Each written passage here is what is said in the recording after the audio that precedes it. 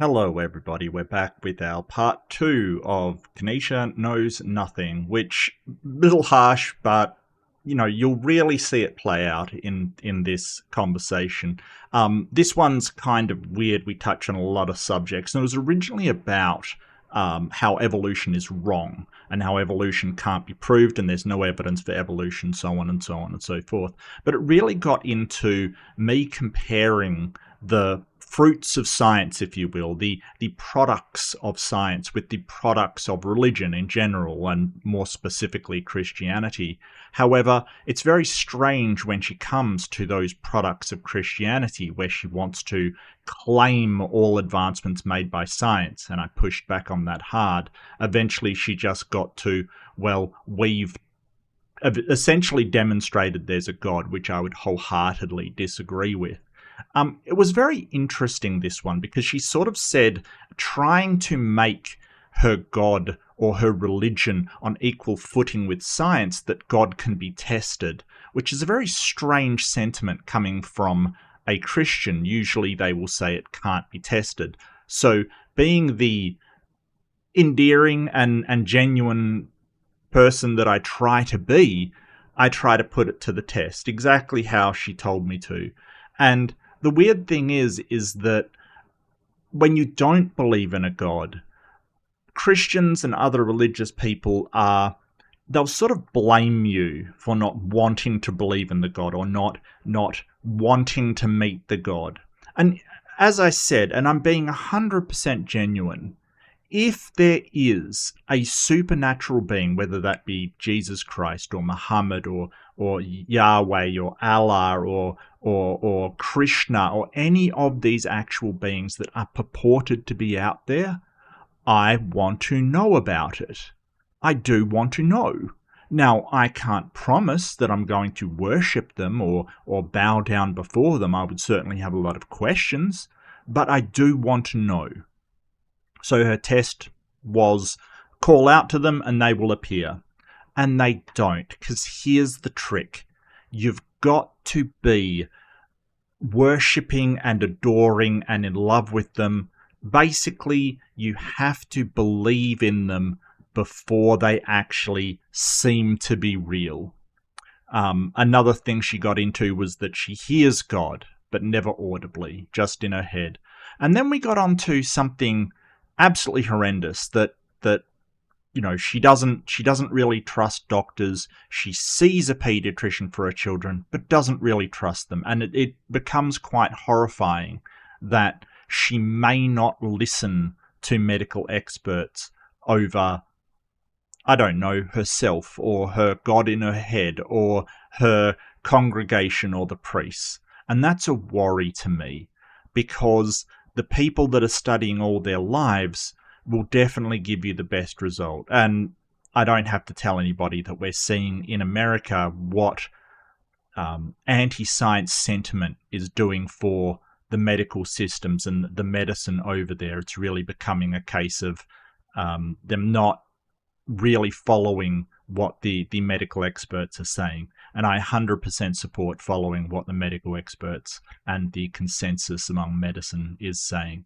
But this one gets a bit spicy. I definitely wanted to push back on a lot of these hollow claims, these claims that, well, you can see creation all around you, or you're the one who's not doing things properly in my test.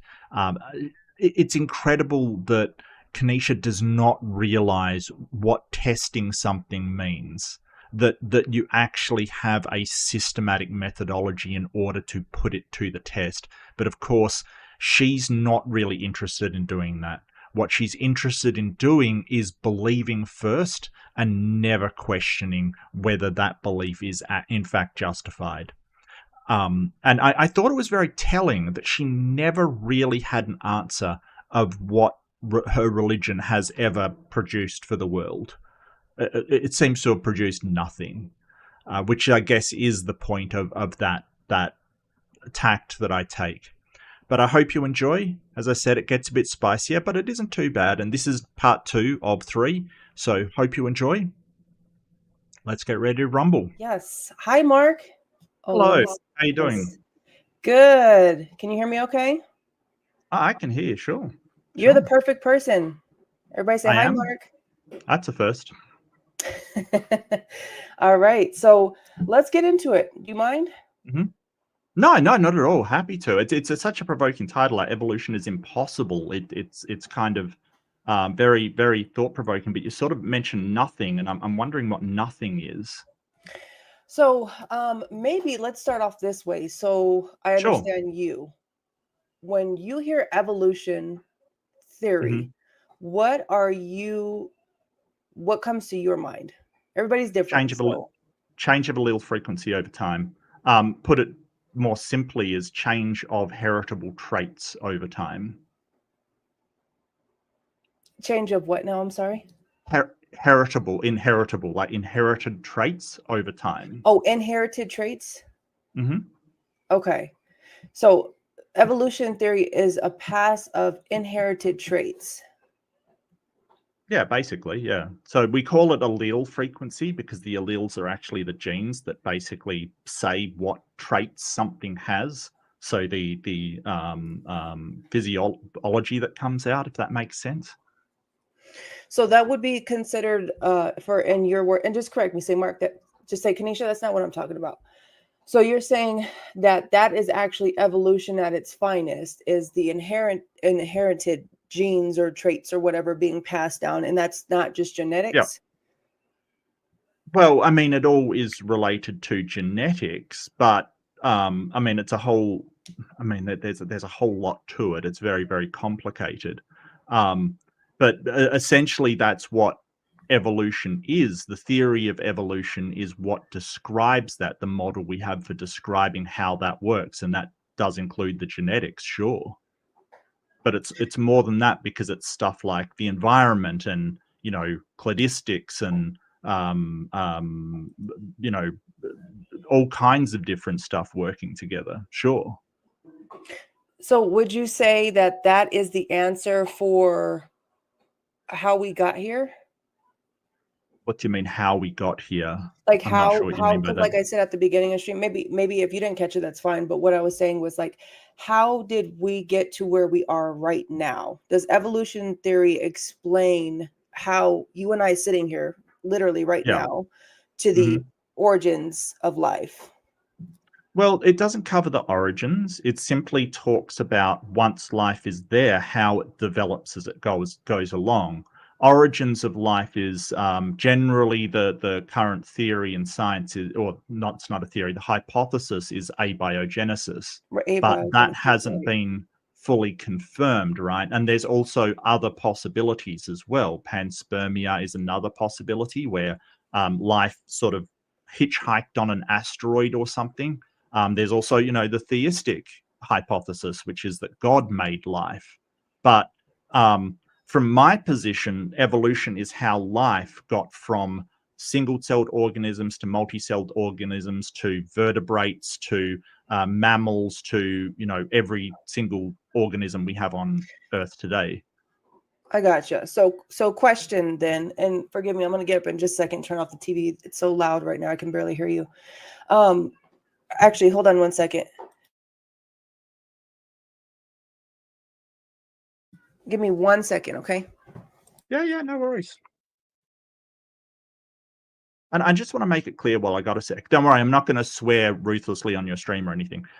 Just that evolution doesn't disprove a god in general, kind of thing. Like it still could be God. We don't know. We don't know how life came about exactly. Um, we've worked out some of the steps, but it doesn't eliminate a god from anything. All it may eliminate some claims that are made about the origins of species, but it doesn't eliminate a god. It's not what evolution's trying to do. Okay. Sorry, I missed what you said. I'm so sorry about that. Oh, evolution isn't trying, like, it doesn't eliminate a god. It doesn't disprove a god. Like, there's a lot of Christians that believe that God started evolution in motion, kind of thing, right? That God started evolution working, and others that think that, that's the mechanism that he used, or, the God used.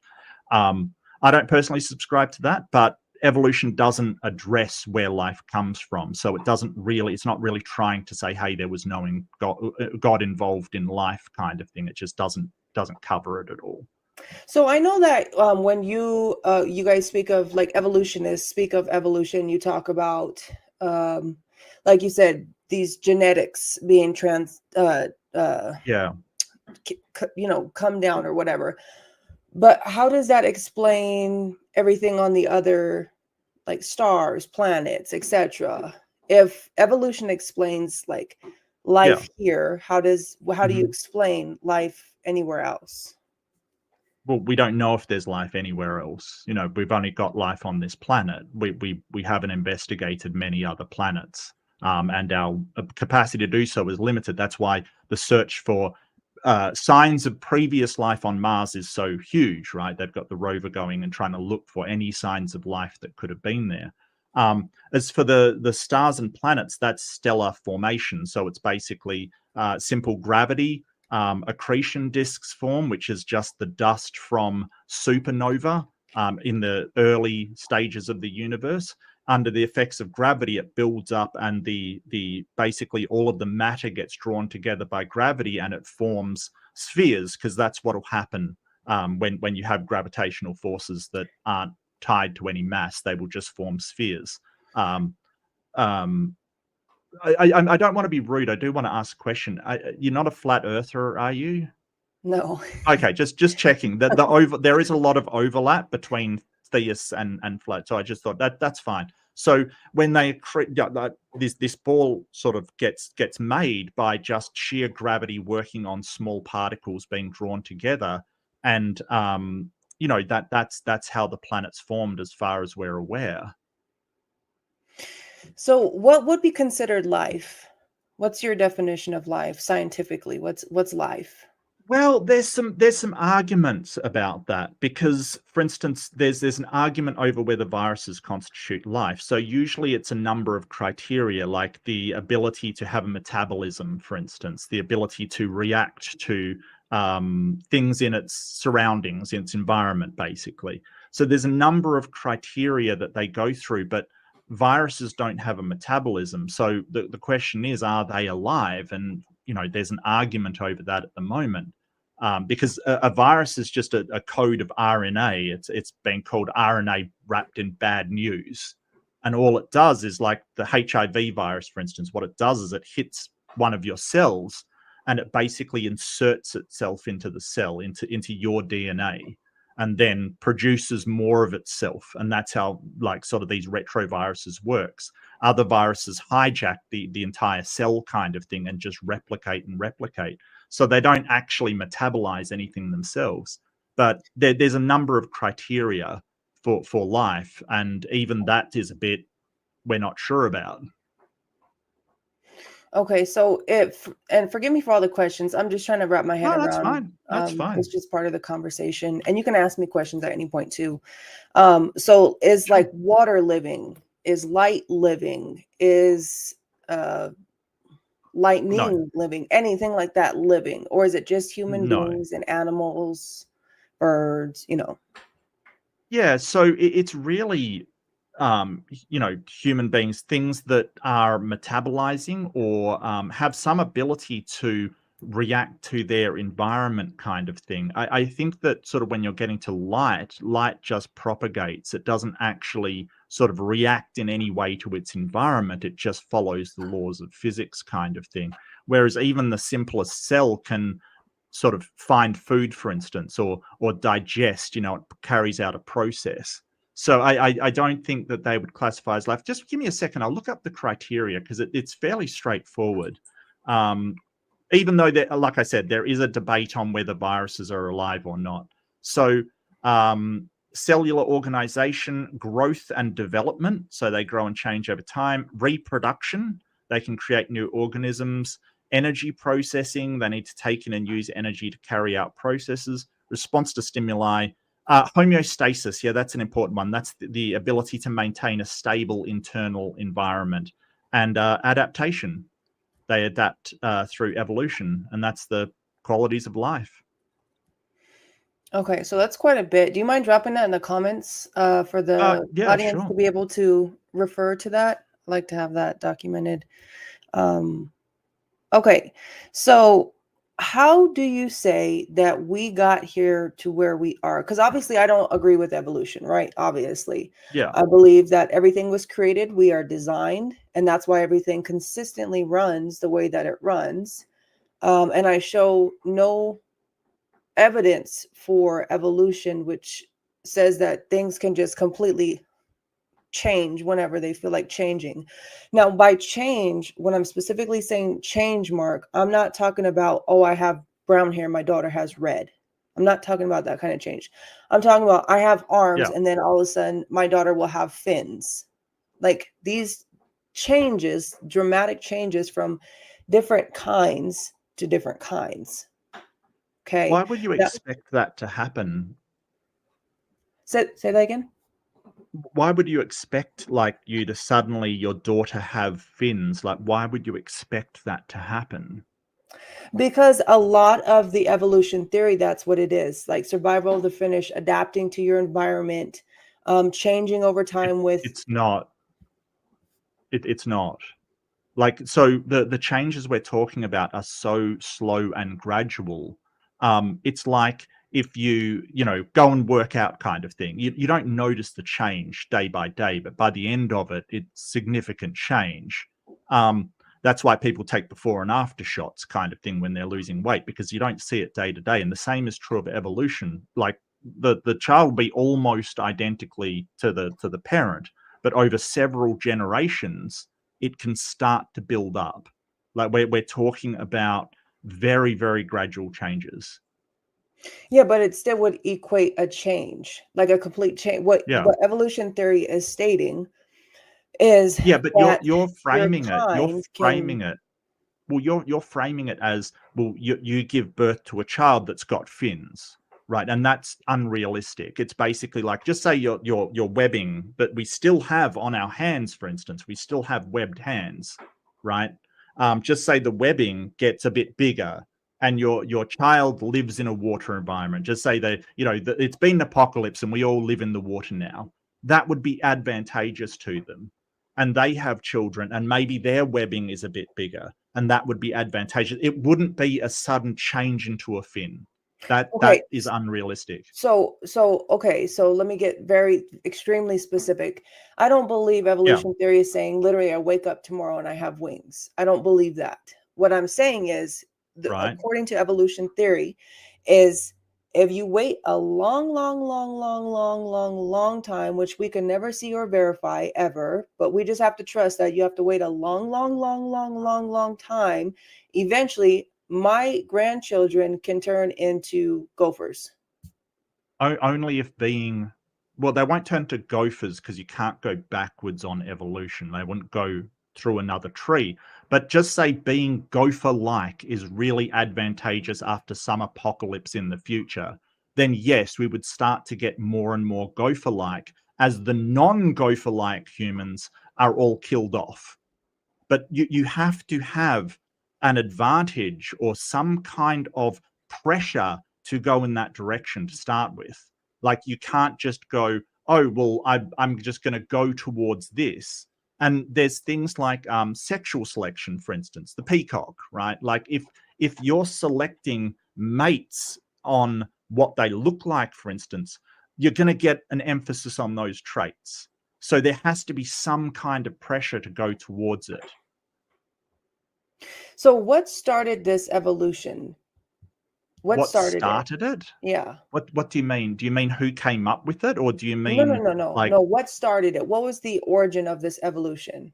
Oh, okay. Well, all you need are two things for evolution. One is an ability to replicate those genes down, or whatever information down, and the other is a selection mechanism, and that's all you need for evolution. So. The predominant hypothesis that we have is that you had very, very sort of things called protocells. And there's a few different hypotheses of how they came about that started to replicate and were selected for. Personally, I subscribe to amyloid world. There's others. There's RNA world. There's panspermia, RNA hypothesis. There's a whole bunch of different ideas of how it could have happened. Which one is correct? We don't know. Are any of them correct? We don't know.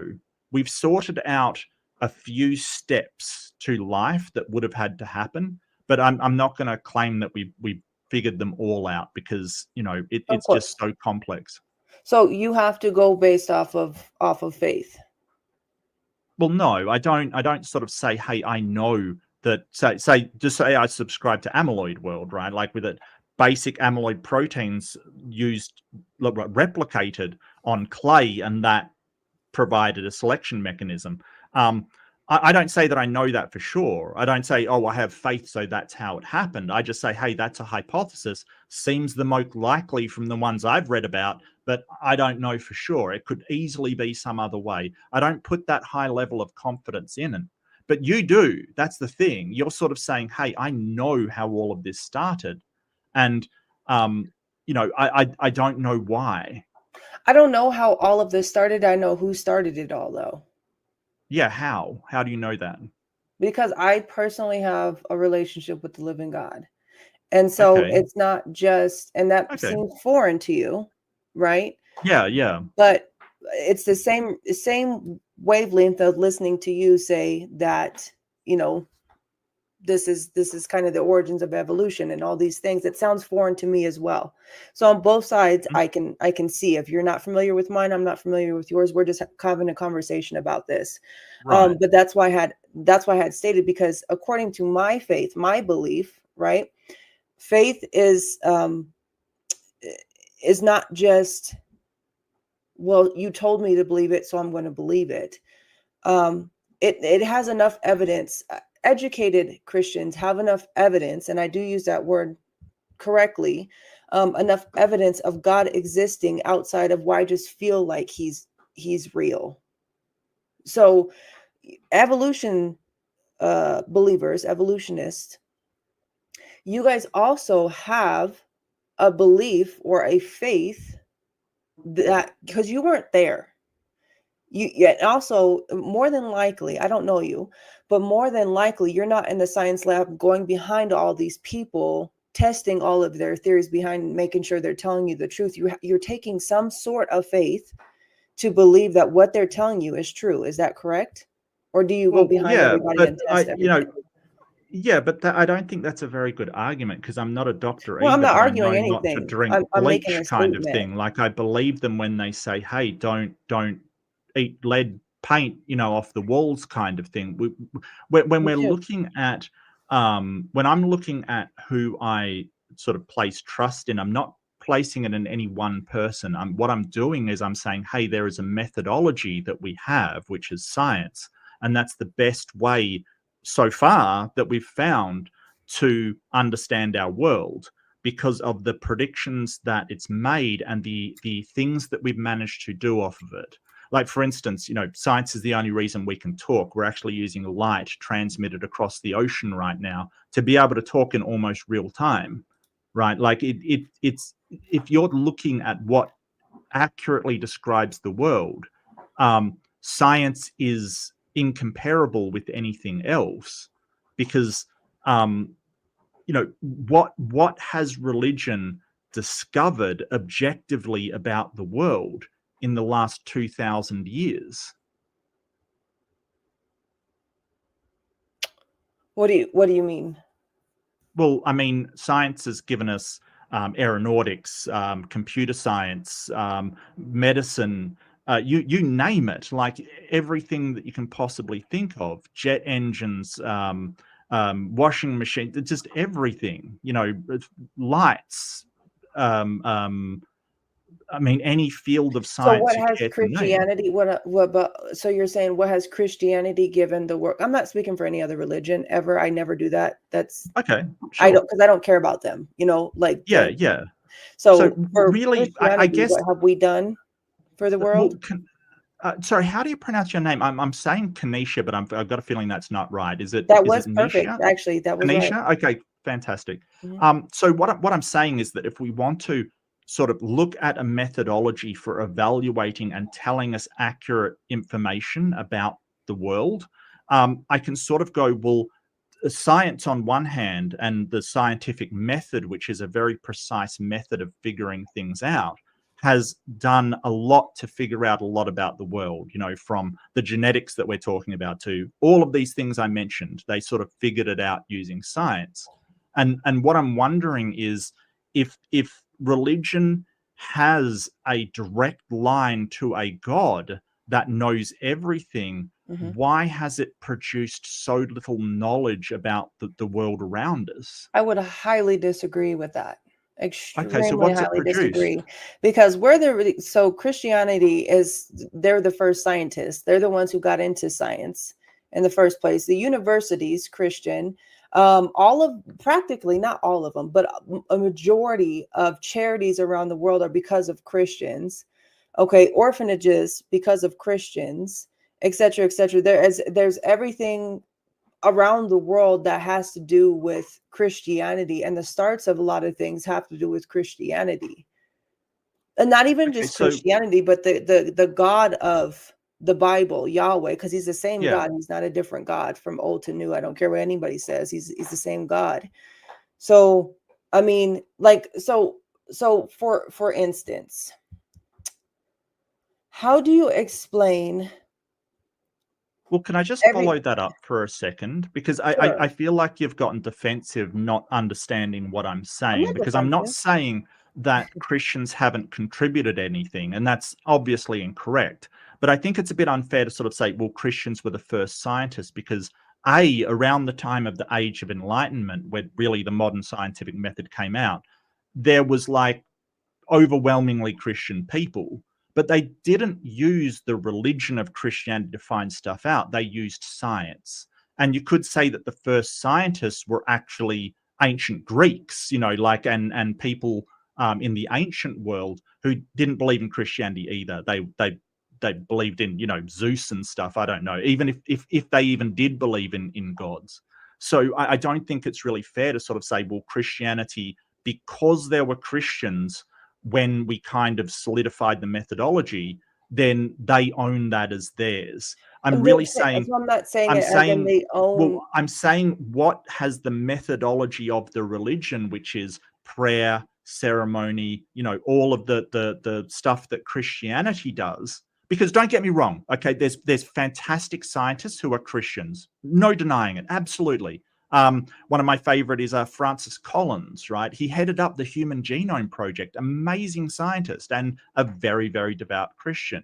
But what I'm saying is that the practice of Christianity as a methodology, as a way of finding out information, we've got science, which it follows a very, very strict structure of, well, not strict, it's more, it has a general structure that follows methodological naturalism.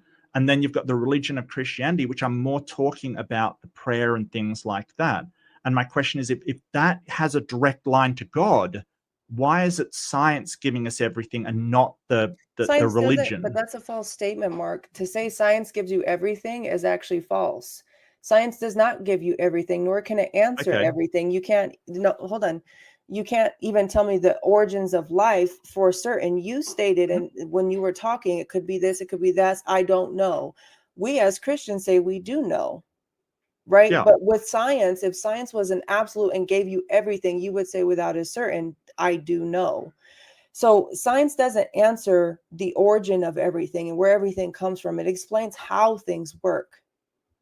So it's I don't know. We can sort of look at origins. I will absolutely admit that it's got sort of restrictions on it, but just because you sort of say, hey, I know it's a God, it isn't demonstrating that you actually have that knowledge. It's a knowledge claim. Well, I can test my. You didn't let me finish. Well, it doesn't. But hold on. Well, it doesn't address my question, which is hold on, what has Christianity produced over the last 2,000 years? You have not tested the God Yahweh the way I have tested him. Is there a way to? There sure is. How do you do that? In fact, in Micah, I believe it's chapter 2. I'll save you because I know you don't want to read the Bible, but I believe it's in Micah chapter 2 where he talks about how to test him, not tempt him. I've read the Bible. Test him. I've got favorite Bible stories. I've read the Bible. And anyone who calls out to Yahweh, this is how I know he's real. Yeah. And this has been in effect for literally millions of people that it's undeniable that they've had a life change, complete life change, not a temporary one, but a complete life change when they met Christ. So anyone who calls on the name of the Lord, and I'm not talking about a phony baloney, you're sitting in your room and you're having a cry session one time and then you get up and you forget all about him. I'm talking about you genuinely want to know who he is. He answers. And how this happens, it's supernatural. I cannot explain to you how the supernatural works. This is where the difference between us as believers and science, who says science says we know all, which that's no scientist says we know all. But science that says we know all, and us who are in awe saying we can't explain, this is far beyond our comprehension level. And we're perfectly humble with saying that this is far beyond our comprehension level. I mean, we are designed, whether any atheist wants to say it or agree with it or not, we are designed. And that's why we can repeatedly see, Mark, repetition, human making human, repetition. But the atheist, the evolution theory, I should say, the evolution theory says you got to wait a long time. And we'll never see it happen, but you got to trust that that's what happens. We're saying whatever's right in front of our face and what keeps repeating, and the fact that we can go back genealogies and there still have been human using blood, DNA, historical things to link ancestors and everything like that. And there's still human beings, and dogs are still dogs, and giraffes are still giraffes. I mean, this is the most scientific way to explain anything. The other stuff is just theories, Mark. They're just theories. And none of it is Kniesha, fact. you're covering so many topics right now. You're going on to different topic and different topic and different topic. No, I'm not. No, I'm not. It is. You started out with calling out to Jesus. Then you went into sort of a realize you can't see the future. Then you went into realize I can't see the future. What did you say? Yeah, you sort of said we can't. We have to wait for evolution. We can't see the future, kind of thing. So we've got to wait. No, I said evolution. Evolution says that you have to wait for a long time, and you'll never be able to see it because you have to wait a long time. Yeah, and I said different than calling out to Jesus. Yeah, so Kniesha, you're really going on to topic after topic after topic. So I want to address some of them. Mark. This is my channel. We're having a discussion. I let you talk. I sat here quiet. I let you talk. I didn't care where you went with it. I just let you talk. Okay. Well, can I have the time to address every single topic that you're bringing up right now? I wasn't saying that. I was responding, and I'm not going to defend my position here. I was responding to what you were saying. And I have the right to respond to what I need to say without you cutting me off when you think I need to stop. And well, the problem is this is called Gish Gallop. Have you ever heard of Gish Gallop? A what? Gish Gallop. No. So Gish Gallop is when somebody brings up like topic after topic after topic, and they're sort of unrelated, and you can't address all of them because you can't remember what they all were. So you're going from topic to topic to topic, and I'm struggling to keep up with everything you're saying because one was calling out to Jesus, then you went on to, the sort of time problem of evolution, then you went on to DNA, and sort of you're going from topic to topic, and I'm having trouble keeping up. Okay, let's take calling out to Jesus. We'll start there. Right. So we'll start there. Have you tested that theory to where you had a genuine want to have Jesus as your Lord? Yes, I faithfully said, if there is a God, come and show himself to me, right? But it sounds like to me that you basically saying it only works if you believe in the God first. What? No. So if I honestly call out to Jesus. You said you read the Bible, correct? Yeah. And I honestly want to meet Jesus if he exists. Yes. I honestly, like, if there's a Jesus, I want to meet him. But, what's supposed to happen after I call out to Jesus, which I've done? I'll do it now. Jesus, if you're there, come and talk to me and tell me what this is all about. Where is he? Exactly. You see what you just did? Do you see what you just did? Exactly what you just did. You prove actually God's point. You What's prove the God's point? point because God says, don't even think that you will ever receive anything from me when you ask and you ask amiss, because you didn't ask from a genuine heart in the first place. Really, what you're doing is being a smart aleck. You're saying, strike me down if you What? exist. Wait 3 seconds. No, didn't No, happen. You must not exist. That's not no. a If genuine. a Jesus exists, I honestly want Dude, to but this is like not how it be works, convinced. Mark. What you See, just this is did the right now problem. is not how it works. You're basically tricking people into saying, well, believe in him No, first with all your heart, and then you'll believe he exists. That is no, you not a good genuinely want to methodology. know him. When I listen to the word genuinely, and maybe there's a different definition nowadays for the word genuine, but genuine means it's genuine. You Yeah, genuinely I'm being want to genuine. know. And Yes, if you genuinely did not want to yes, know the living God who created every single thing, and including you and sure. I and all the planets and everything, would know if you're playing him, and he is not a fool to be played with. Why wouldn't I want to know if there is a God? Then why just play with the response like that? What you What do you just did. mean? I asked for Jesus to appear, and you said that it would convince me to believe because of something supernatural, and nothing happened. No, you're not listening, Mark. Okay, so now you're just blaming me for your God not showing up, is basically what I'm hearing from you. Yeah. Because Okay, I well, I explained mean, to you. I explained to uh-huh. you how that works and how you can't just be a smart aleck and think that God's I'm gonna not being a smart aleck. jump out of the sky and say, You don't Mark, know my mind. Mark, thanks for Well, calling my what's name. supposed to He is a happen? holy God, Mark. Okay, so what's supposed to happen? You change. This is what I said earlier. The Of supernatural what? part of it, the Nothing supernatural part happened. of it, the supernatural part of it is that it is so powerful that you literally start to change your thoughts. Your thoughts literally, when you would say, I don't care before, now all of a sudden you say, I do care. Before, when you said, I don't care if that's true or not, all of a sudden you do care what's true or not. I still Supernatural care what's changes, and true or not. not just that, but the living God actually does speak.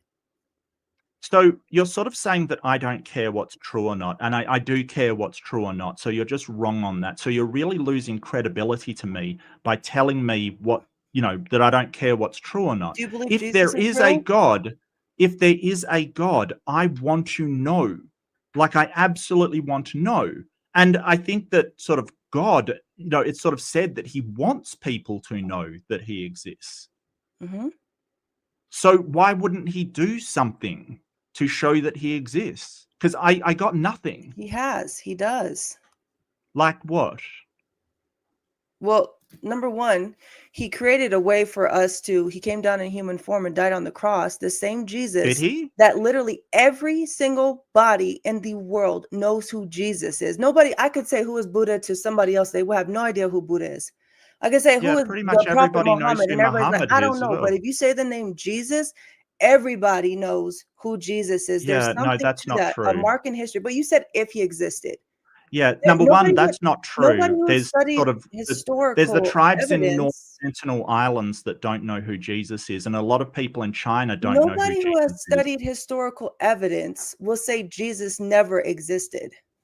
Look, I'm not a mythicist, okay? I don't. To me, it's Neither not am I. really an I don't important care about question. myths. It's the question of whether he arose from the dead is the question. But But I what asked I've you, noticed, Kanisha, but that I you're asked not you, but you didn't actually. answer me. Hold on, Mark, because you Well, didn't you're answer not me. answering my questions. My What's your original question, question Mark? before that you got away from was what has the religion, not science, not Christians, but what has the religion of Christianity produced that tell us about the world around us in the last 2,000 years? That was my original question, and you never That answered it. God exists. That God exists in the Yeah. last 2,000 years. They've Yeah. produced that information. Yeah. Uh, I don't know. I don't understand like how they Christians produced that. prove that there is a God because Through only the what? living Christ, who is God, Jesus is God. Only he has the ability to fully transform a human being. Now, I'm speaking again foreign language to you because spiritual things are only stood by the spiritual, and you have to be born again to understand this. Can you show And me the spiritual actually exists? look, okay, I can explain to me Yeah, why you're thinking what you're thinking right now. How is that possible? my Explain to me your brain. conscious. Well, yeah, I mean, conscious is different parts of the brain interacting with one another through neurons and chemical reactions to produce complex systems of thought. How?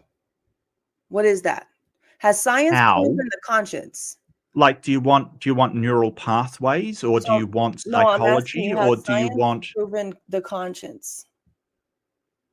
conscience or conscious? Conscience. Consciousness. Hmm. I mean, it hasn't shown us why the consciousness exists, but yes, we know that the consciousness exists. It is a interaction between the various parts of the brain, to the point where if you damage one part of the brain, you damage the consciousness. This is very well understood. But where Um, does that come from? How is your it brain, possible that I can think something, nobody else can hear it, and nobody, and including your science, cannot yes. explain? And I love science. Science is amazing. We wouldn't even know half the things we know Neurology without explains science. So exactly this. how can you explain the fact that I can be thinking something that Yeah, nobody else knows what I'm thinking, but I can be because it's thinking in it your and know that I'm brain. thinking it? Because it's in your brain. It's not How? like, because the only what because it's not being passed into your speech centers to make sounds to make it. It's simply within your brain. And your brain talks to itself all the time because it's disparate parts that are all interconnected with one another. For instance, here's a really good example, right? Have you ever heard of a split brain patient? No. Okay, so there's some people through damage to their brain, or sometimes to stop epilepsy. In some cases, they actually split the brain into two hemispheres. Like there's a section between called the, I always mispronounce this, as a corpus callosum. It's basically the connection between two sides of your brain, and this is really fascinating because what they found is when they split it, you have two personalities, right? Like, and one of them can talk, and the other one is basically you need their hand to write because they don't have control. That side of the brain doesn't have control over their speech. But each side, one side can be a theist and the other can be an atheist. They will basically see two different images and they'll think it's the same image. But while he'll say, "Hey, that's a hammer," his hand will draw a saw and he'll say, "Yeah, that's the same thing." So how do you It's explain absolutely wild. consciousness? How do you explain Well, that? what that's showing is that consciousness is not something supernatural. It is generated from our brain. And when we split the brain, we split the consciousness into two different parts, each with different control over different parts of the body. For instance, the right side will control the left, and the left side will control the right. And this is where you get evil hand syndrome, right? Split brain patients that have their things split. The person in charge of their voice and talking will be amazed that their hand is attacking them because the other consciousness is actually disagreeing with them and trying to stop But them. what is that conscious? You're not explaining. So has I, science I already have. has science proven where consciousness comes from? No, no. I mean, it comes from the brain. It's a product of our brain, to the But point if where if science you would hasn't proven that, how insert, can you make that statement? If science has not proven that, how can you say well, that's for certain when so the they have said themselves, okay, and this is broad, wide information. In fact, everybody who's watching, please just right. pause the thing and go look at where science is at with the consciousness. Science says that's the one thing that they have not been able to even begin to understand is the consciousness and where this comes from. Begin to So understand. No, they that's definitely not what they're the, saying. Oh yeah, we don't no, understand science has exactly not been how able it to is. test, repeat, or do any of these things to test where consciousness comes from. Yeah, we don't know what part of the brain exactly is producing it and how it all interacts. That's why we're studying it. But that doesn't mean we're going, oh well, it might come from outer space or something. That's not what they're saying. But when did you say that's a super? So your question to me earlier though was like this whole supernatural thing. How can So can you get how me a can citation on sort of that we have no idea what the consciousness is or any idea of where it comes from as you're claiming? Because that's not my understanding of it. Sure, yeah, we can pull up something. Let's see. Okay.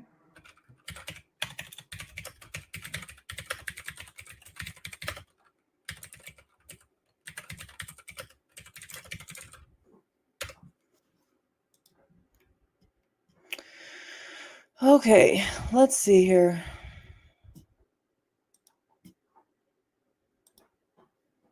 Let me share my screen. Sure. We'll just go through stuff together.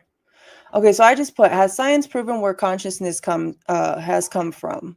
I don't know who this is, but I'll just read this. Could you keep going? Yeah, what's the AI overview? While neuroscience shows that brain activity is fundamental to consciousness, researchers are still developing debating theories such as integrated information theory, global neuronal workspace theory to explain how subjective experience emerges from the physical brain. So yeah, they're not saying, hey, we've got no idea where it comes from. That's not what they're saying. They're saying we know it's produced by the brain.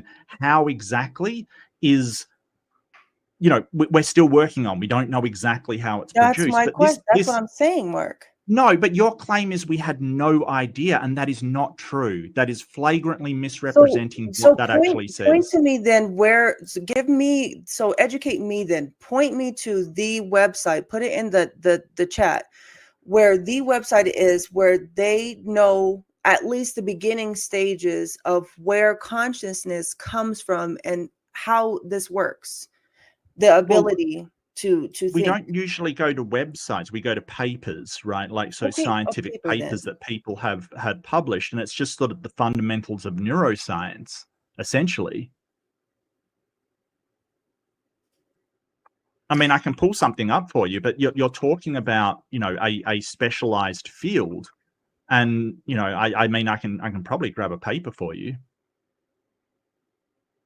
Well, if science has proven where consciousness comes from, I would love to read that, because from what I know, which I'm not a high genius and all in the scientific world, but I know that science has made it a statement multiple times, even right now recently, that is the one. In fact, if we keep reading this, it says it's called the hard problem. Scientists can study the neural correlates of consciousness, the brain activity associated with the conscious state, but they cannot explain why and how this activity gives rises to the subject first person experience.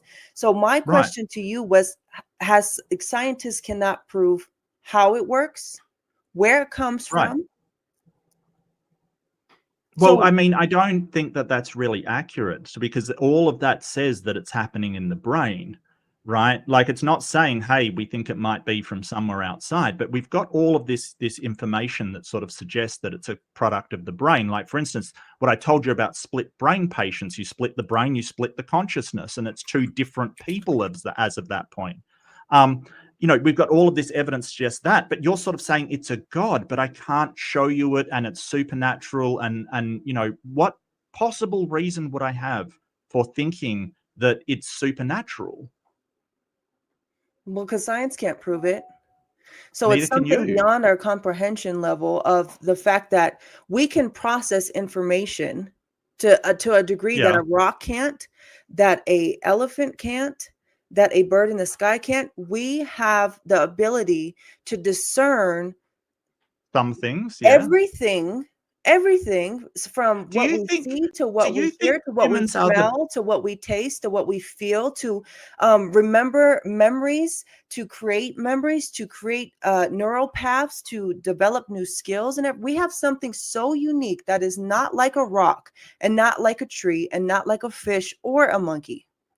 Do you think our cognitive abilities are better than any other animal for everything? Any cognitive ability that you can care to name? You said, do we think? Say that one more time. Do you think that humans, like, we surpass everything in terms of cognitive ability? Like, on any level at all? No, I think that'd be silly. I'm not faster than a cheetah. Okay. No, cognitive brain, cognitive thinking, cognitive. I think we're superior. I think humans are superior. Right. Well, would it surprise you then that chimpanzees actually beat us on short-term memory retention? They can actually do those memory puzzles way better than humans in general. Their short-term memory is actually better than ours. There's other animals which have a highly adapted sense of smell, and the brain has been developed over time to really prioritize those smells. In fact, our senses aren't very good at all. Our eyesight is pretty good. It's pretty good. But stuff like smell, hearing, we're terrible. Physically, we're also terrible. So, but this is what surprises me about atheists. Atheists tend to Yeah. downplay human beings and upgrade animals. No, not necessarily. I You mean, just did. basically, well, in certain traits, yeah, I know that, hey, a wolverine's a lot smaller than me, but I'm not gonna take it on because it's way stronger pound for pound. Look, a chimpanzee can rip my arms off and beat me to death with, like, these animals are way stronger than we are. What we've done is just prioritize our cognitive type 2 thinking, our analytical thinking, and that's been highly successful. Don't get me wrong, it's been incredibly successful. But there's, you know what else humans can do that's really interesting? We can sweat. Okay, we've got this evolutionary benefit that we can sweat on our skin and cool our bodies off. Almost no animal can do that.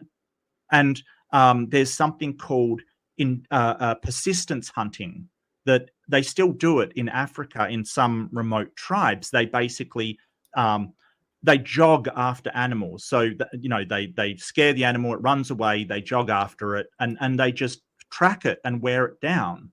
There's a race in England where humans race against horses, and the humans often win because our endurance is so great. It's an adaptation. We sweat. I don't feel like you're listening to me at the moment. No, I am. I just don't understand that.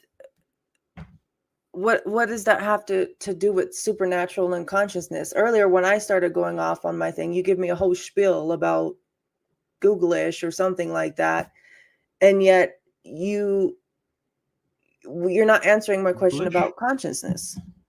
Well, I don't know exactly how the consciousness is produced. Nobody does.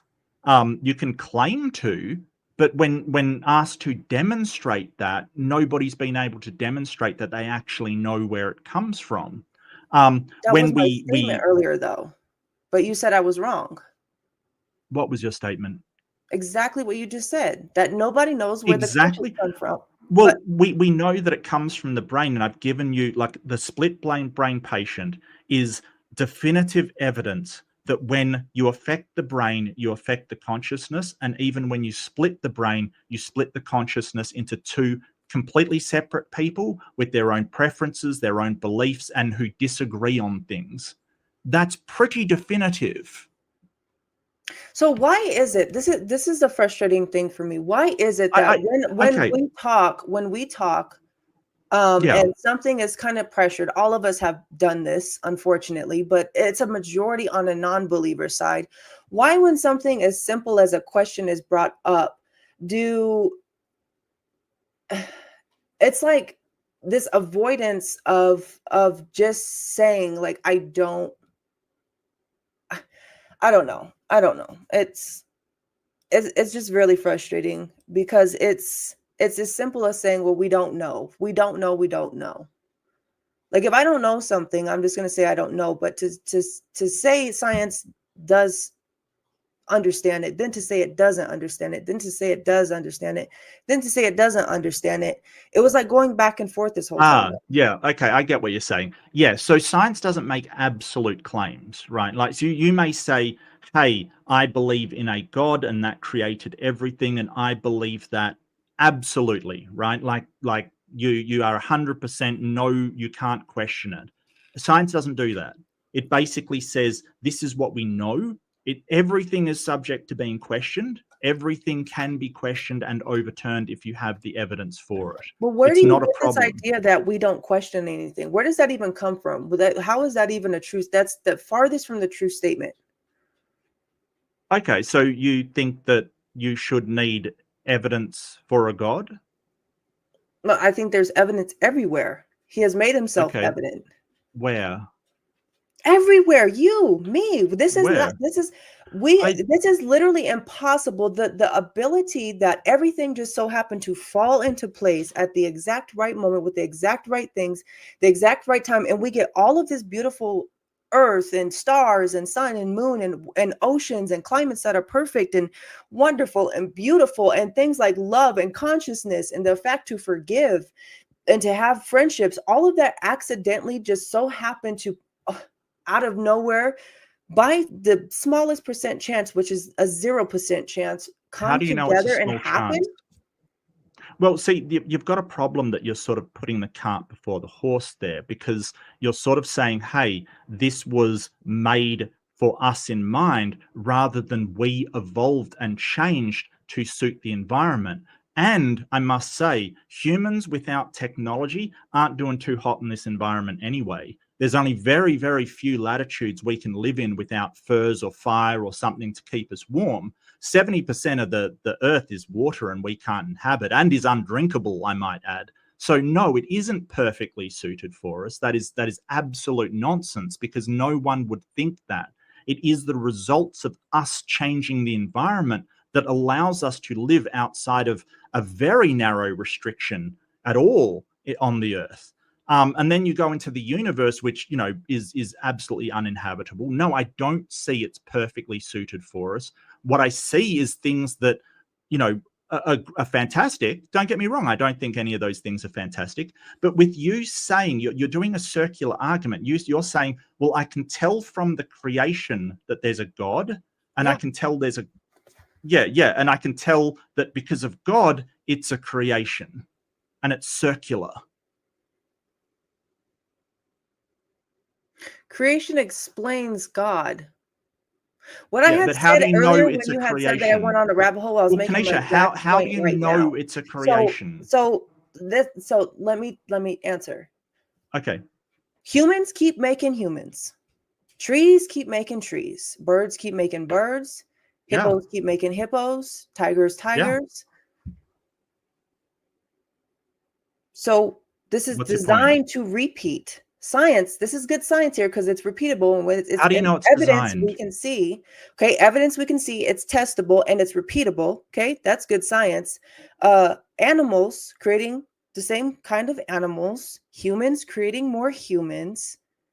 Okay, the laws of science. Okay, there would be laws What are if the there laws wasn't a of science? lawgiver. What are the laws of science?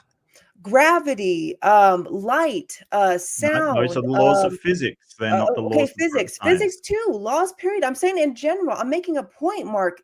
Yeah, Laws, it's a period, to where these conflation. things have to Yeah. be So, a Kniesha, certain way. this is silly, because laws, as we see Yes. them when somebody makes them, they're prescriptions. So I say, okay, I'm going to make a law that if Kniesha speeds, she's going to get a $50 speeding fine, and, you know, up to 2 days, whatever. You know, that's what laws are from we. So It's the laws different of when science and we laws of talk physics about the change. laws of physics, because the laws of physics are just the properties of the universe around us that So do we've they been able to change? figure out. Do they change? Not to our knowledge. Exactly. How is that possible? But there are some, like, for instance, Newton's, or sorry, Einsteinian theory, right? Theory of general and special relativity. It doesn't seem to apply on a quantum level. So they may indeed change. But we've just started delving down to the quantum level. We don't understand anything, well, not anything, but we don't understand a whole heap about it. So do we know how it works? Is there a theory which covers all of it? We don't know. So That's you the have grand faith. unified theory. No, we're not saying, hey, there's got to be a theory that covers all of it. We're saying we want to find out if there is, and we're using the most reliable method to do so, which is not religion. Because just sort of saying, hey, I don't we've have proved a religion either, God. though. That's what's funny. I don't have You religion. don't have religion. No. Okay. So you don't pray, have any kind of ceremonies, or you know, worship of something? You don't have any of that stuff? That's not a religion. Is a man-made things. A relationship with God is what I have, Mark. I have a So, relationship with the living God. I well, don't have I a think you're religion. talking about Religion is just organized rules. That's religion. all it is. Religion is just rules. I don't Wait, have just rules. I have a relationship. so are you saying that you don't have any rules regarding your belief? Like, you don't follow the Bible, you Did don't I say have that? any of that? Did I say that? Well, I said isn't the religion Bible is just rules. Religion okay? is just that. I I don't think it's have a little bit just more than rules. that, I but have a relationship with him. And when you have a relationship with, okay, I have a relationship with my husband, Mark. Okay. sure. We have I have a certain relationship with my rules. wife. We The have certain difference is I rules can in our show you marriage, my wife. but our marriage is not just rules. We have fun. We have conversations. We talk about deep things. Okay, We get into arguments. We disagree. okay. Okay. We get on each other's nerves. We laugh. Okay. It's not You just disagree rules. with And a God? religion is just rules. You must follow this. You must stay here. You must be here by 6 o'clock tonight. You must make the bed. You must do the dishes. These are rules. Okay. The difference that I have between a religion is that I actually have this relationship where I talk, where I cry, where I listen, where I talk back, where I have an attitude, where I don't agree, where I do question, where he tells Okay. me to check my attitude. Yeah, but you can show me your husband, you can't show me your God. I'm That's the talking about difference. God. I'm talking about God.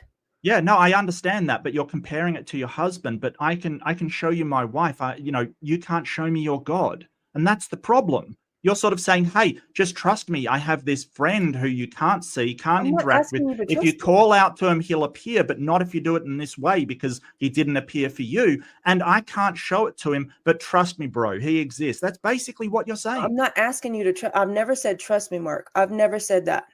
I see, this is the difference between me and maybe a lot of other channels. I don't come on here to convince you of anything. I come on here to have a conversation and to present, this is what I believe, this is where I stand, this is where I'm at. And I stand firm on this truth of what I know from what I know. I don't just put all of my trust into everybody. Do I believe a lot of other stories? Of course, because who the heck am I to just say my theory and my beliefs are right? But what I do is I stand firm on this truth, just like it looks like you're standing firm on your truth and you can't be moved, you can't be shaken. Okay. It's the same thing I'm doing with mine. And I'm not here to Oh, convince you. I I never can have easily said I'm here to be. convince an atheist I to can become a easily Christian. be moved from evolution. Simply evolution has easily falsifiable criteria, right? Like the Precambrian rabbit, right? If you find a skeleton of a rabbit in a layer that is older than when mammals are said to form, you've busted all of evolution. Thing is, through millions of fossils, it's never been done.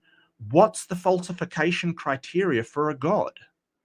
So is your argument that because you cannot visually see God, he does not exist? Is that your No, argument? 'Cause I'm that's what it asking you sounds like. So clarify how for you me. falsify a god, how you actually know that one doesn't exist. Like, how would you overcome? Like, so anything we have, right? You would have a falsification criteria. You would have like, this is how I know it's not true, kind of thing. Like, you might believe your husband's faithful to you, and I'm not saying this is the case, but like, if you see him do something with another woman, then you know that's not true. That's falsification, right? What's the falsification criteria for a god? But my question is it because you can't see him? Does that mean he doesn't exist? No, I can't see quantum events either. I can't see atoms. So then what did that have to do with your statement when you said, I can see your husband, I can't see God though? Right. It's So we can like that's what I'm saying. Where demonstrate did that come one. from to where We you're can losing that now? demonstrate one. We can demonstrate one. We can't demonstrate the other. Yes, you can. How? My own family, okay, my own family says Okay, I I am didn't not the ask for an same. anecdote. I asked you I how you I how am you not the demonstrate this. same person because they're all non-believers. My family is Yeah. not believers. I come from a family of non-believers. Okay. Hmm. I am the only believer in my family on both sides. Okay. Okay. My own Okay. family says, this thing you got going on now, Kniesha, you've changed. You've completely changed from the radical Kniesha that I was prior to Christ to who I am now. I've completely changed. There Do you is think people don't evidence. change unless there's a I god? didn't say that. Okay. Then how do There's you know it's a god? evidence If that people whatever this change God with a did, god and well, people listen, change Mark, without a god, listen. There's evidence in my life to whatever this God did to me actually changed me. And I'm not talking about a 30-day diet program that I seen on a 30-second commercial. I'm talking about literally changed me to my cores, to where I am so bold now that I do not fear what people say about me because of what I believe. You have really got to truly believe what you believe hardcore enough to be willing to die for it. And I'm telling you right now, I literally look, would I'm not saying you don't believe. I'm not saying you don't believe. That's the thing. What I want to know is your epistemology. How did you justify that belief? And at the moment, you're sort of saying, hey, I completely changed, when people have changed a lot without any kind of Christianity involved whatsoever. They've gone to anything, like anything can make a huge change. Even trauma can make a huge change. So it's not like, so if people change with a God and people change without believing in a God, then it suggests to me that it's not the God that is the problem. And I don't doubt you believe. What I'm doing is really, really critiquing your claim that you've made that evolution is impossible.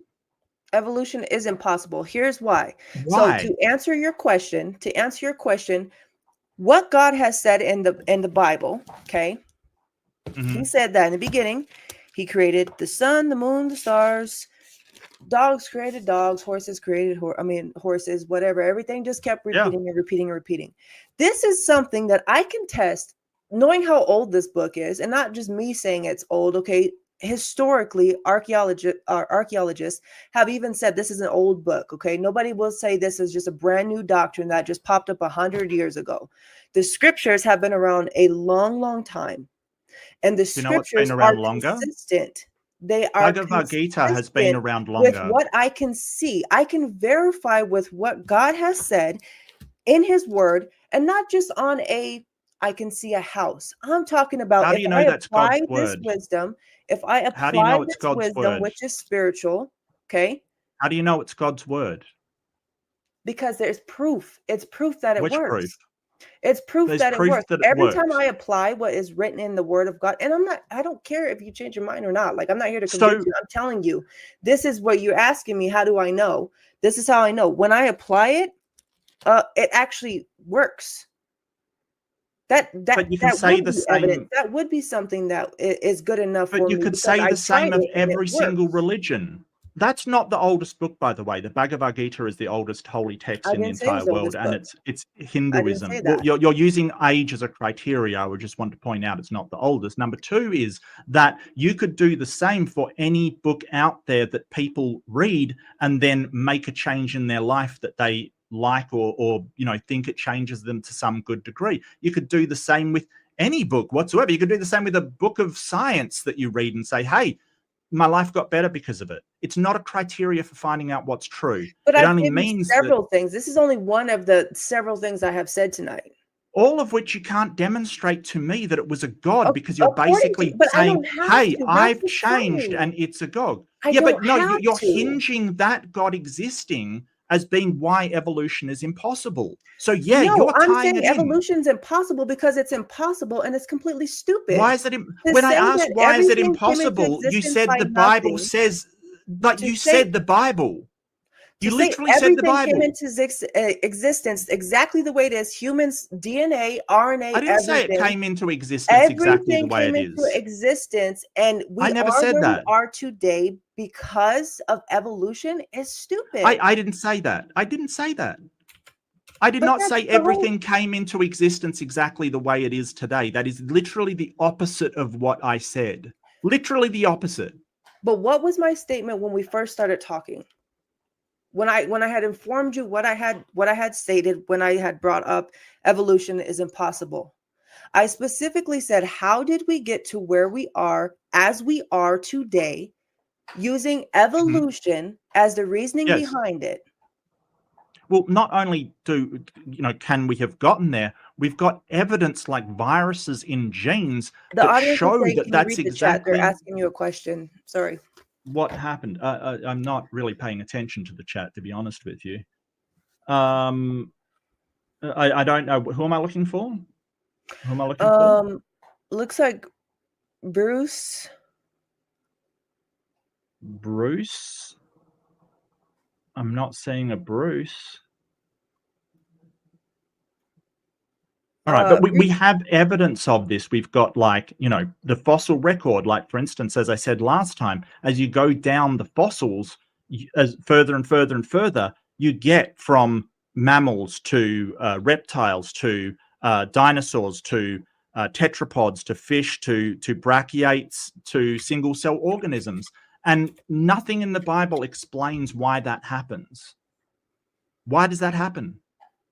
So you're saying because the Bible does not explain why every single species and everything comes into existence, that it's not a reliable book? No, I'm saying that if everything appeared at once, like the Bible says, we should see everything through the fossil record because they came about at the same time, but we don't. Like what? Well, like I just said, we don't find birds below a certain depth. We don't find humans below a certain depth. But what we do find is more primitive and more primitive. I mean, primitive's a bad word. They use basal, but more basal going backwards through, like just what I said, to tetrapods, to fish, to single cell, to brachiates, to single-celled organisms, all going back through the geological record. But if it was everything created at the same time, why isn't it all mixed up? Why are birds only above a certain depth? That's the question. So you're talking about like in the fossil layers, why are we seeing them in layers like that? And you're saying that they have never been above another one? Why don't we find fossilized modern humans?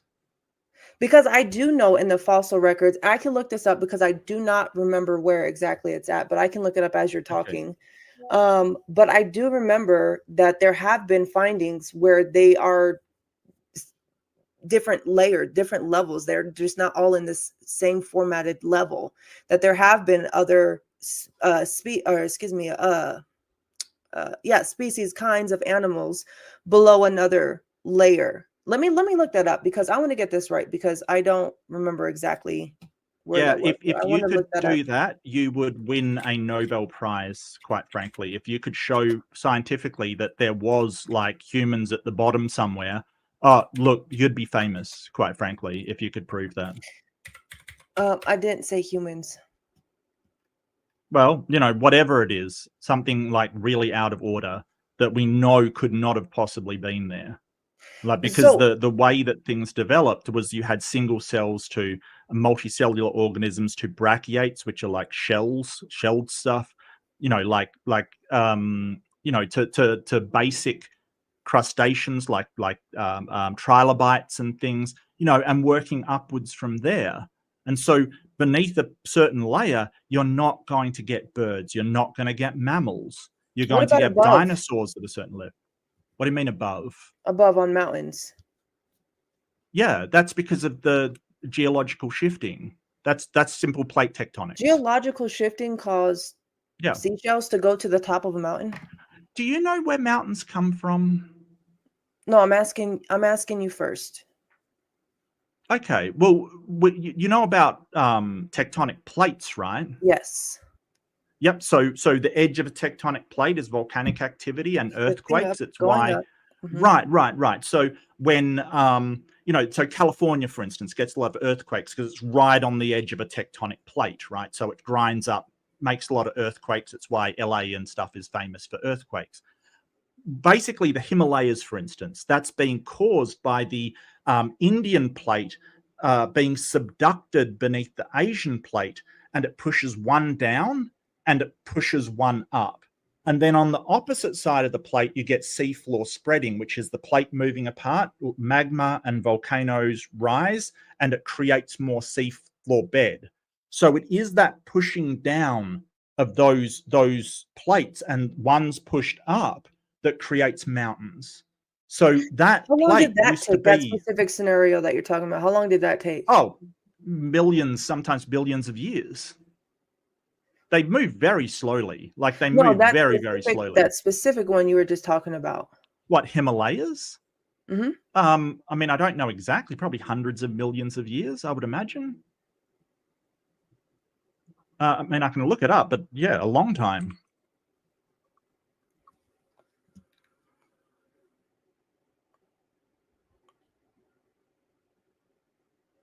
So what we're basically saying is that at one point, that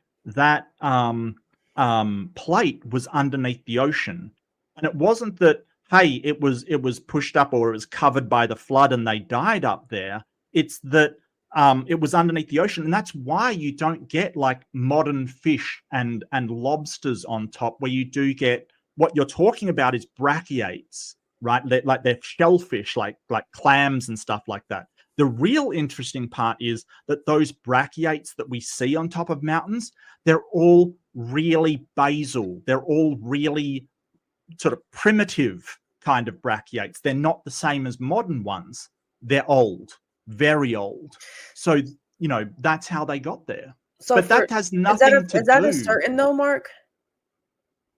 But that's got nothing to do with why we only find certain certain organisms beneath the layers. And you're saying, hey, we do find different organisms down the layers. Shellfish on mountains, that's a completely separate issue, because that layer has been pushed up. It's not that, hey, it's a younger layer. It's been pushed up by the tectonic forces.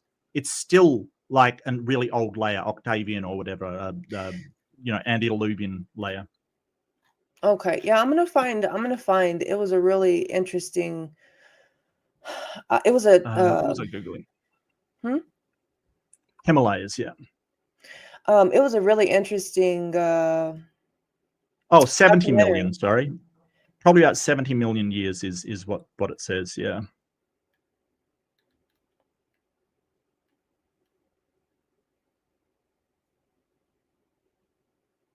Atlantean Empire says, tell her about Hell's Aquarium. Krakens were a very common appearance then. Well, I mean, Krakens are interesting. I mean, we found that there are like massive squids that do. The colossal squid actually lives at very deep things. We never had a sample of the colossal squid, by the way. And this goes further to your point that the Earth is perfect for us, because, you know, down in the depths of the ocean, we still can't go down there for any kind of lengthy study because it is so inhospitable to us. But the only way we found out about them was we found their beaks of these squid in sperm whale stomachs. They were diving down to get them. So, you know, there might be something to the stories of the Kraken, but we know it's not a supernatural monster, probably just a colossal squid.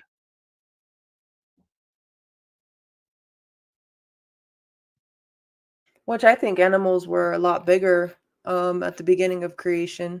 There was a different environment for sure. I'm going to find that. And then after I will post, because I remember it was a documentary I watched. And like I said, I cannot remember where it was or who did it, but I will find it because it was so good. And I will post it in the comment section for later. But okay. Well, I'm happy to wrap up there. But really, what I'm trying to do is sort of present you the evidence of why scientists overwhelmingly sort of say this is true, and the methodology they went through in order to find this out. And what I'm sort of saying is that it's the same methodology that allows us to communicate right now, that has responsible for every single appliance in your house, every single medical thing that's ever come out. It's basically science discovers things about the world.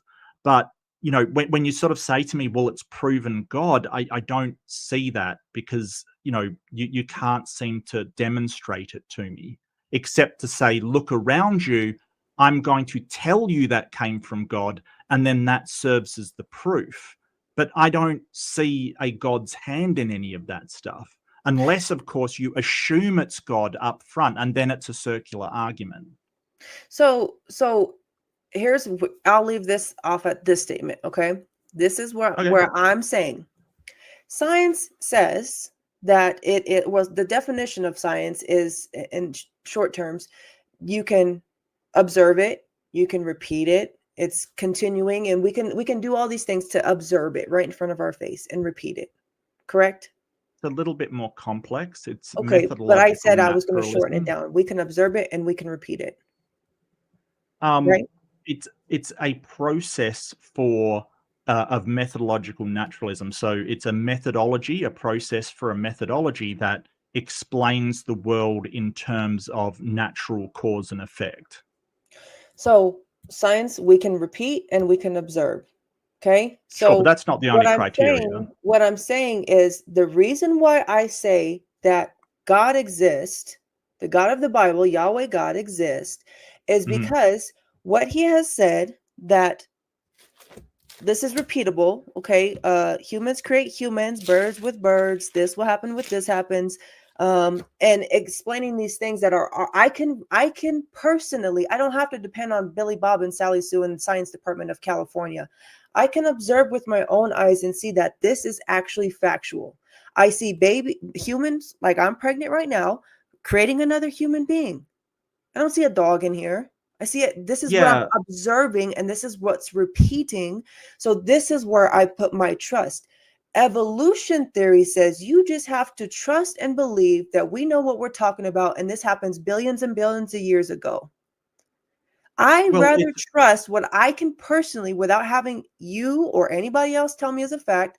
I can observe with my eyes. I can watch it repeat. I can test it. If I go have sex with my husband, we ended up pregnant. I just tested the theory that I am creating another human life. I can test these theories, and Did you see and a I can see for doctor for your myself it's a child? Are you fact. going to see a?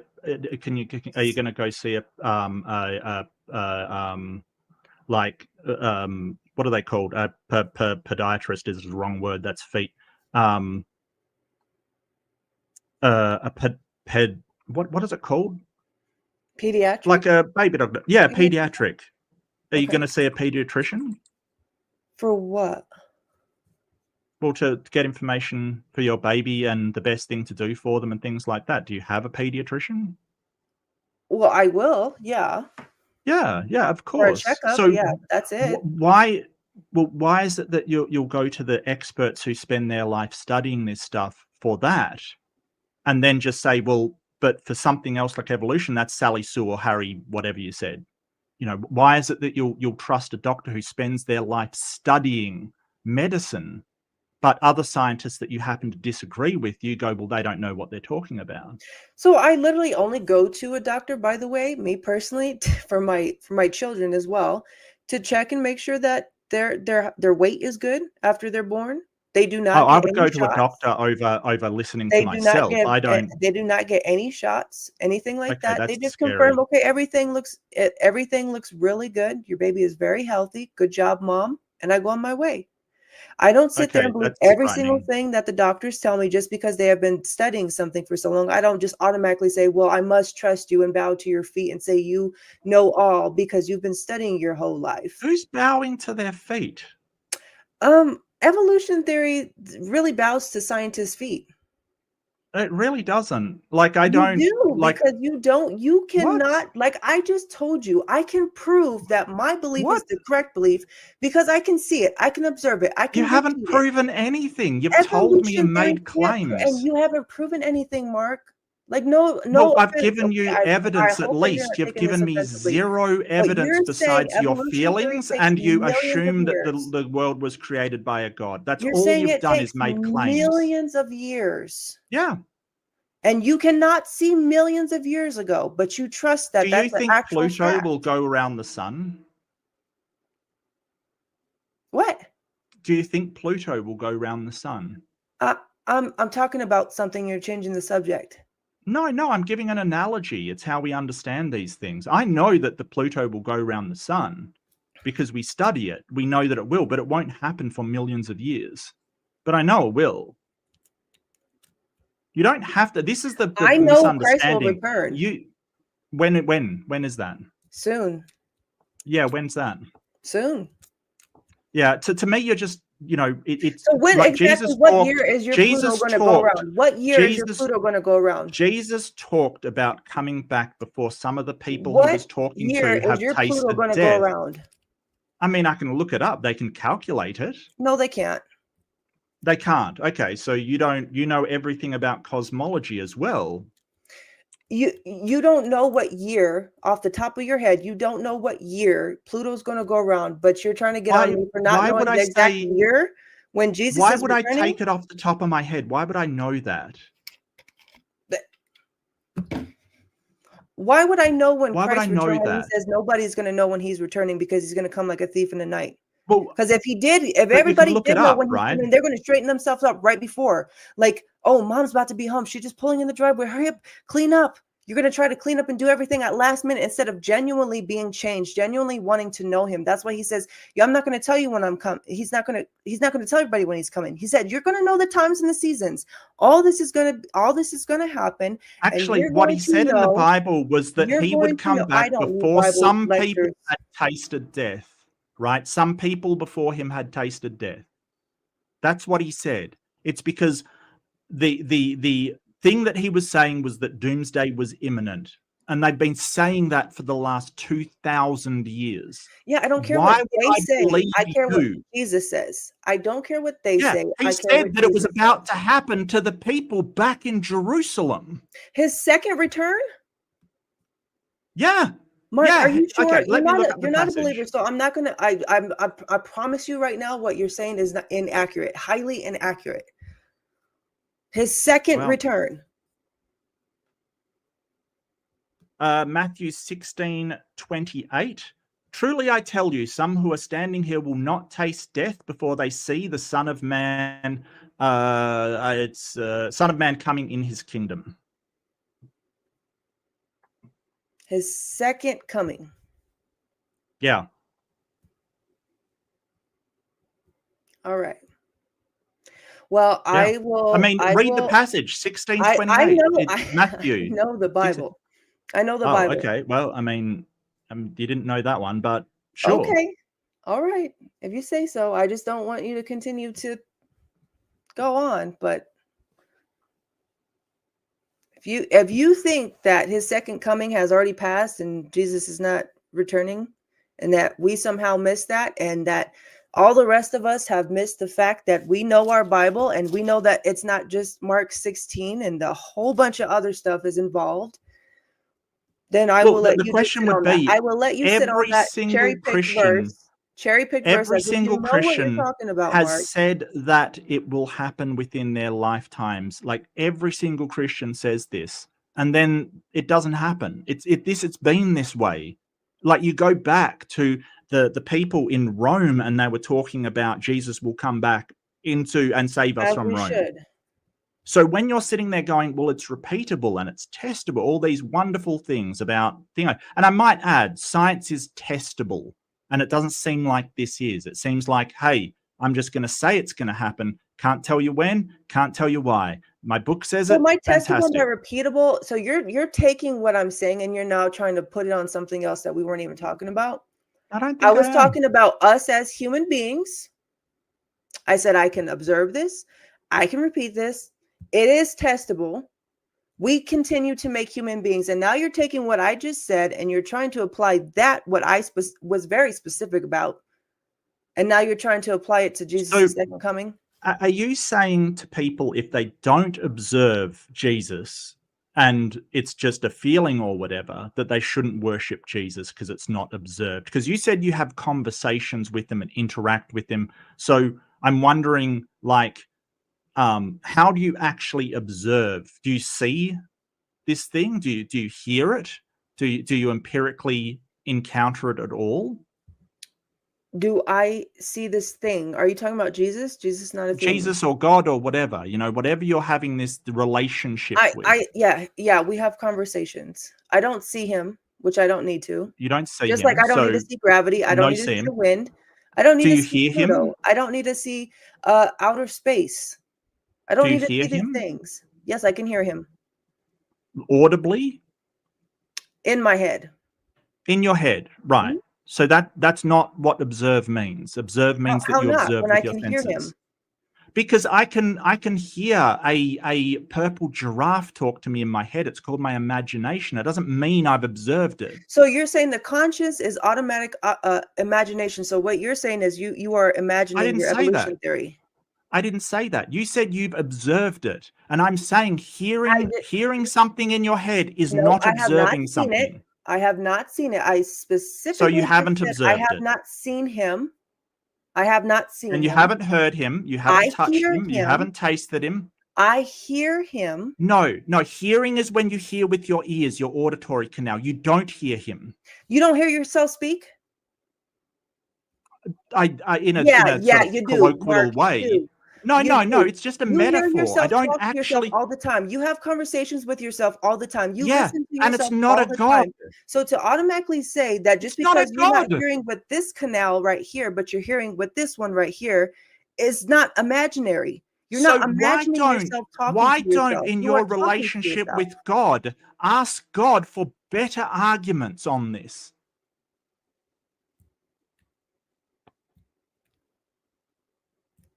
Like, seriously, you basically said, hey, I think evolution's impossible because it's impossible because of my Bible, because the world around us has nice things in it. Like, why don't you ask him for I've the given you way better overwhelming argument that than will that. convince anybody, including me? But here's the thing. I'm not here to convince you of anything. You coming on, the topic was evolution is impossible. Yeah. That's the topic we have been talking about. Well, it was supposed to be talked about. You're now trying to flip it around as if I'm the one that needs to defend believing in God when I'm asking you to defend evolution when No, evolution I'm challenging is impossible. your claim. Your claim was evolution is impossible because of what's written in the Bible, and what's in the Bible is true because God exists. So if I can demonstrate, hey, you can't Everybody demonstrate watching, a God is that what I've been exists, saying this then whole time? Is that all I've that been was your saying this whole answer. time? That was your answer to literally, why is it impossible? And you went to, hey, it shows this in the Bible. You literally opened your Bible. You can rewind it and check, people. Rewind it and check. That's what you did. Like, I'm sorry, but that's what you did. More science is repeatable, observable, Testable. Okay? Yeah. I just said that. How is the God testable? I can go take my dog. How do I and test take the my God? other dog, who are two different kinds. One can be Yes. a Rottweiler and one can be a poodle. Yeah. And I can put them together, and what do they make? A dog. A very slightly different dog with different genetic traits. I can go have different sex genetic with my traits. husband, and we having sex together will create another human being. And will that human being be exactly the same? This is exactly what the Bible states would happen, is that every kind would be fruitful and multiply every kind. What evolution says is different kinds can create different kinds. Evolution doesn't say anything about kinds. No, stop. You're just straw manning. There is no kinds in evolution or science. No, there is no kind. Kind does not exist. There's species, genus, order, class, family, stuff like that. And you do realize dogs didn't used to be dogs. You do realize that, don't you? Give me one example where I can observe right now of evolution. Right now? Right now. There is a paper on people doing experiments where single-celled algae under the pressures of predation has turned into a multicellular organism. Now, if you don't think single cell to multicellular is a different kind, I don't know what to tell you. Because then, like, and there is no kind in science. It doesn't exist. It's not a thing. So there's it's not something a human kind? No, human is a species. Homo sapiens. There is no such thing as humankind. Homo sapiens is a species, like of the Homo genus, and there's Homo habilis, which is a different type of human. And there's Homo. Evolution, Mark, is so dangerous because look at what it's making you believe. What? Lies, Mark. You're more than just what that. Lies? You are more than that, Mark. I know. What are you talking about? It's you are species. created. You have Stop. Like, just because I put something in a species doesn't mean I'm saying anything else about them. A dog is canine familiaris, right? Canine familiaris. It doesn't mean that dog is entirely summed up by that label. It's just a species label. What are you talking about? Do you not think you're a Homo sapiens? Listen, you're more than just evolving for something, Mark. If you're not Homo sapiens species, what are you? Mark, you're more than this. What do you mean more? It's just a species designation. That's all it is. For a purpose, Mark. I don't believe you. I don't believe you in the slightest. You have not demonstrated that. You have not in any way tried to show any evidence of that. Well, it is a baseless claim. You're not a mistake. Yeah, I realize that. I don't believe you. Thank you. You're not. I don't believe you in the slightest. I do not believe you in the slightest. You have not even tried to demonstrate the actual proof of that, besides saying evolution is impossible and not demonstrating that either. Just saying, hey, I don't believe it. Great. Yeah, fantastic. You haven't actually demonstrated that's impossible. Well, you just claimed it's impossible. I'm just telling you that you do have a purpose. You're not accidentally here. Sure, I do. I didn't say I was. And you are loved. God created you. No, I don't think my purpose is for a God. In the stream, if you were being sincere. Yeah, so Kniesha, now you're just preaching at me. Now you're just preaching at me, and I didn't come here to be preached at. I speak the truth regardless if you like it or not. Well, you think it's the truth. I don't believe you. I think I have a purpose, and it's not anything to do with your imaginary friend. I'm sorry. I don't think it is. You said you have an imaginary friend, and you're telling me I have a purpose for your imaginary friend. Look how much you fight on Jesus. That's evidence right there. How much you fight Jesus. What? If I was a Hindu, you would have never, ever, ever. Oh, I fight Muhammad as well. Does that mean that's the truth? You would have never stopped on this live stream, but because the name Jesus is here, because Yahweh is here, this is why you get so uncomfortable. Sorry. Okay. So you're saying proof enough right here. So you're saying that the major religion within my society, right, which is only about 40% in Australia, but it's the major religion, which is also making political moves. And I dislike harm being done to people, especially by religion, and especially anti-science stuff where they're basically going, hey, don't trust the science, trust me, because I've seen a God that I can't demonstrate, can't prove, can't in any way show you, but trust me. Just because, like, I basically say, hey, we shouldn't believe that. We should believe the people that have been studying things all their life and can put demonstrable and testable results in, then somehow I'm acknowledging that they exist. Is there anything else you want to tell me about what I believe, or should I just maybe go away a second and find out what I actually believe? Or do I just need you to tell me what that is? I'm just telling you that you are created. That's all I'm saying. You don't. And I'm telling you, you're evolved. Don't stop, Mark. Stop. And I'm telling you, you're evolved. You're evolved. So you literally are a vertebrate. You're a mammal. You're. I'm stating truth, and you're stating a lie. Only one of us is correct. Either you were created or you weren't. Yeah, and I have the evidence to back me up. You have your feelings and your imagination. You have a purpose. You have a purpose. You're not an accident. No, I agree. I have a purpose. And that's the thing. You're just straw manning because nobody's saying that we don't have a purpose. We make our own purpose. We better humanity instead of, going out and saying, hey, I'm not going to listen to the doctors because my God has told me differently, which people have done, by the way. There was a girl in Queensland, a little girl, who died because her parents thought that Jesus would save her instead of giving her insulin. Which is not what God ever tells you to do. Why trust the scientists, right? Why trust the scientists? They don't know anything. Their own belief. The scientists, how about the big guy during COVID, which first said, he's a big scientist, okay? First said, wearing masks is not going to protect you. Oh, the millions of people that died during COVID.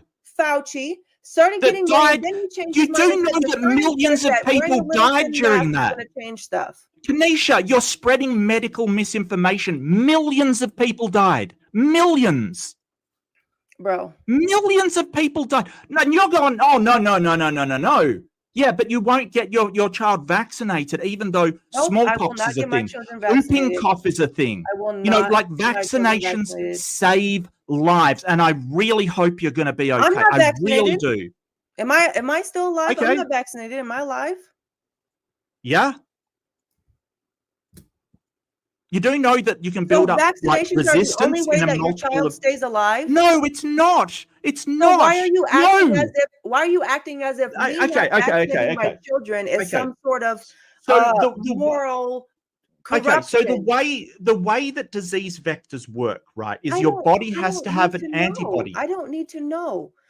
So you don't want to know something that may help the health of your child. I'm telling you, you have a purpose, and we're going to leave it at that because now we're arguing and it's not going anywhere. Okay, 100% ask your pediatrician whether you should get vaccinated, and please listen to them, because No, you can build up antibodies, but you have a high risk of negative occurrences. And I'm trying to save you from eternal bad decision. You don't even care about that. You can't show me. You want me to take your advice for that. You can't show me.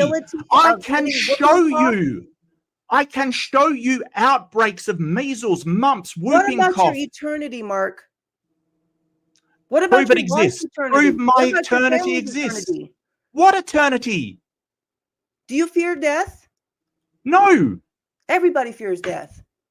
I don't want to die, but I don't fear it. Like, I don't worry, oh, I'm going to die. No, I will die. That will happen. And I'm not going to care about it because I won't have anything afterwards, or at least I don't think so. If I do, show me it. Not just state these claims and go, oh, well, it's obvious you've got an eternity. Show me it. God. This is where you I did ask God. Nothing happened. No, so you're wrong as well. Nothing happened. No, you didn't. No, what you want me to do is basically believe in God and unquestioningly listen to the voices in my head, assign them to God, and then have an imaginary friend that tells me what's right and wrong, even though this guy has not told anybody anything about the world. In the last 2,000 years, we've had to rely on scientists and experts. No, suddenly that guy's going to provide all the answers. I don't think so. But I'm going to leave it here because seriously, this is... I'm not saying... And you're telling me what I think. You're literally telling me what I think. I'm telling you what you've said. Yeah, what have I said that was like, oh, I must know that God exists because I'm arguing against him? When did I say that? All right, this is what I'm going to do. Because we're arguing and this is not being fruitful, we can revisit this conversation because you and I already was talking about an upcoming discussion. We can revisit this conversation, but right now, because it's so unfruitful, I'm going to say, let's leave it at this because there's no sense of us arguing, Mark. We're two grown people. And we're not... No, I did want to leave it be and tap out because, it did... I mean, all I can do is present the evidence. Whether you want to look at it or not, that's fine. I do question though. I'm trying to present things you can observe, not just saying, "Hey, I observed this." That's what I'm presenting.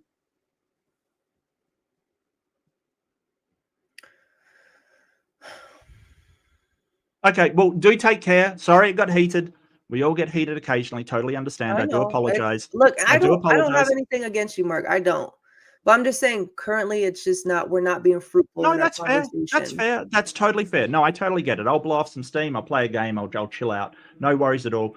So I do apologize. It got heated. Totally. But yeah, do take care. And hopefully I can talk to you again. Maybe we can set up a debate with a moderator. So if it does get heated, we've got someone there to say, hey, no, calm it down kind of thing. Maybe that's a good idea. I actually I'm trying to get something like that set up to where we can have someone who moderates and gives times to each side as well. Yeah, sure. And keeps us on topic. So I'm actually already in the works. I posted already on my channel about that. But we'll talk soon. Okay. And just I'm not mad at you. I hope that you don't think that. No, I'm not mad at you either. Okay. No, I'm not. And it got a little bit heated, but not even heated. We just get passionate, right? In our beliefs. That's it. Just passionate. So, okay. All right. I will talk to you soon. Okay. All right. Take care. Have a good day or night or whatever it is over there. Yeah. Night. Yeah, it's night.